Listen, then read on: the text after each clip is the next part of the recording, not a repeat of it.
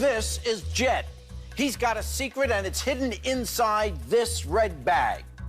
Did he sleep with his ex-girlfriend's mother? Does he have a room just for his snakes? Or does he live on a couch with no job and no car? We'll load up with this bag and many, many more coming up on Baggage. If you were a kid staying home from school in the early 2000s, there's a very good chance that on top of Judge Judy, Judge Joe Brown, Judge Mathis, and all the other judge shows, that you were also watching reruns or new episodes of Maury Povich and, of course, Jerry Springer.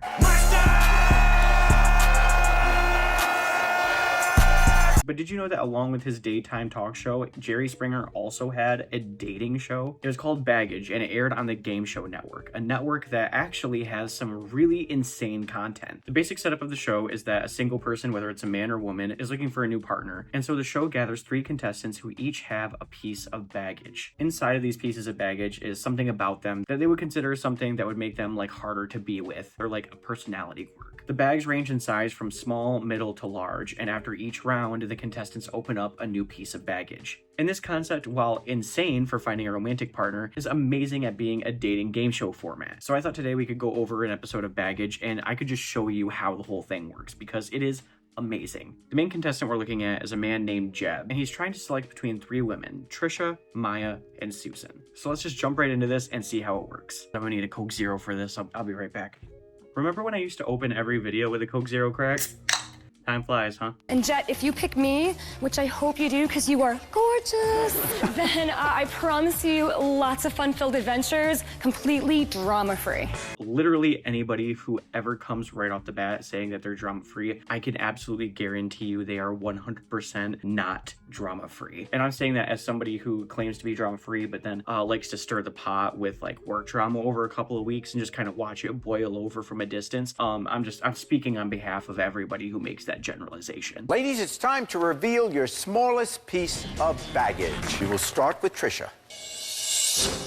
I refuse to ride escalators. Okay, hear me out though. Valid. I'll admit refusal is pretty far, but I have to assume that you're fucking lying if you're telling me that you've never had an irrational fear of getting sucked into the elevator. I'm not saying it's okay, I'm just saying I sympathize with it. It's like saying I'm afraid of standing.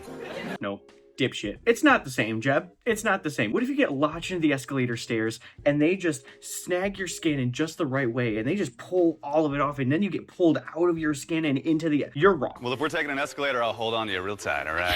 The baggage said she refuses, Jeb. It's invalidation of her feelings. All right? That's fucked up. Maya, show us your bag. I'm a big pot smoker. This episode was shot in 2010, so I guess that kind of explains it a little bit, but even in 2010, it really doesn't seem like that was that big of a deal. Susie, show us your bag. I'm an obnoxious backseat driver. That's gonna be a problem. We live in Los Angeles. There's a ton of traffic here. I know some really good shortcuts to get around the city to avoid traffic. That's what GPS is for, but all right. Oh, he looked mad about that. I don't know if I'm overanalyzing this, but he seems like he's fuming a little bit. That's kind of messed up. What's going on, Jeb? It's time to reveal more baggage. I stuff my bra.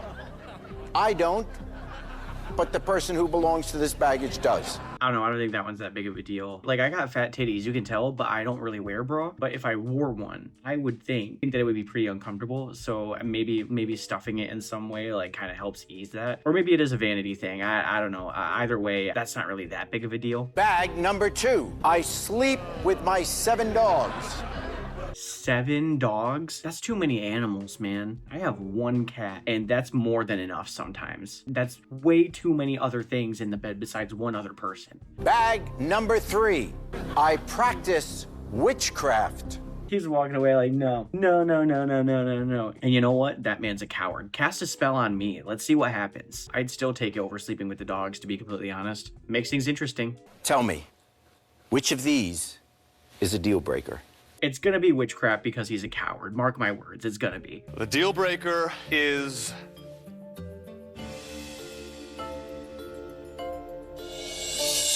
witchcraft. Jeb, you stupid son of a bitch. I'd fucking hate this man. Ladies, it's time to claim your baggage. I also love this little bit that they do with every episode. Whenever it comes to this round, they always like fake the person out. Like they'll go to the wrong baggage first, and then they kind of like swap around just to kind of keep you on your toes. I'm sorry, Susie. You're gonna have to pack up and go. He's thanking God right now that it was the backseat driver. This isn't even really a loss for him because you could tell he just hated her anyway. It's whatever. He's fine with it. He doesn't care. But don't worry, Susie. Eliminated contestants get 6 months of PerfectMatch.com online dating service. So maybe you'll find somebody that can handle your baggage. That is a messed up way to play someone off. It's really funny, but that's messed up. I also forgot they have these little sidebars of like interviews right after they get eliminated. And Susie's is fucking awesome, actually. Witchcraft is actually a very self-empowering religion, and truthfully, all modern religions are based on it anyway. And everyone knows witches put out. So after one contestant gets eliminated, the remaining two get asked questions about their second piece of baggage by the suitor or whatever you'd call it. They also get to have like an actual conversation with each other instead of just revealing like bad things about themselves, which is a little bit better. Welcome to the hot seat, where things usually heat up. You sleep with 7 dogs. Maybe if I had the right man in my bed, then I wouldn't need my dogs there with me. I know that this isn't what she's saying, but it sounds like she's saying, Jeb, if you get with me, I'll get rid of the dogs. I don't need them anymore. But why should he pick you and not her? 7 dogs. I don't care how clean you are. I'm a really big clean freak. So I don't know how much hair you have to take care of, how the maintenance is in that household, what the smell is like. You gonna take that? Well, do you have the ladies to fill any of my dresses? And if you ask me, stuffing your bra, I mean, we're not in high school anymore. It's false advertisement. It should be illegal. I forgot about this part too. The contestants get a chance to like kind of dig in at each other and be like weirdly competitive. It's kind of unsettling, to be honest. So then after that, the remaining 2 contestants have to open up their biggest piece of baggage. So let's see what these ladies have in store. Jet's got a big decision to make here. Will he choose Trisha, the bra stuffer with an escalating problem, or Maya, the reefer lady who lives in a doghouse? Jerry goes all in with the insults to these people, and I fucking love it. No holds barred, man. He does not give a shit. Trisha, I won't have sex until marriage. It's admirable. Yeah, but tell us what you really think. Yeah, I think I just did.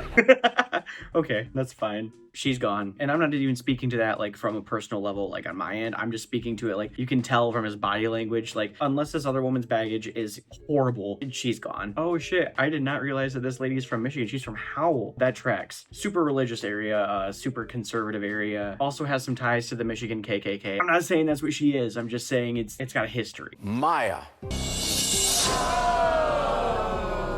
Whoa. I've been on 300 first dates in 3 years. There's certainly differences between their approaches. First of all, that is an insane amount of first dates. But also that comment's not very fair because it's not like she's putting out on every single one. So I started internet dating, and I was getting hundreds of emails a day. So I would meet maybe, within like an hour and a half, 2 to 3 people for a cup of coffee, one after the other, which makes for a lot of first dates. And see, that's barely even like a real first date, you know what I mean? Like if you meet up for coffee and you will hang out for like an hour and a half just to kind of get to know each other, like in my opinion, that's kind of just like breaking the ice, you know what I mean? It's acceptable, it's fine. I don't really think that that's necessarily like first date, you know what I mean? I'm going to ask you now both to make your final plea. Well, first of all, 300 first dates. What's the common denominator? That's kind of a fair point. Whose baggage can you handle? I'm sorry. Maya, you have too much baggage. I was not expecting that, to be honest. So after the bachelor or bachelorette, whatever, picks one of the contestants to go on a date with, they don't even get a lead up. They have to open up their biggest piece of baggage, and then the contestant decides if they want to go on the date. So it's not only a one-sided thing, you know? And throughout the entire episode, they'll be teasing like one of 3 options. Like their biggest piece of baggage is one of these things. You kind of get to guess throughout the whole episode as to which one that it is. That's a fun little way to keep you engaged. Of these possibilities, Trisha, which is the toughest one for you to handle? It's got to be sleeping with his ex-girlfriend's mom, right? That'd be the biggest one for anybody to get over, I think. That's like the glaringly obvious one, which kind of makes me think that maybe that's what it is, which would be really, really funny. Honestly, the no car, no job thing is a big deal. That's a big deal. That's a big deal. Because you're not... Really? Like, I get it. You don't want to date a loser, but like, that one's fucked.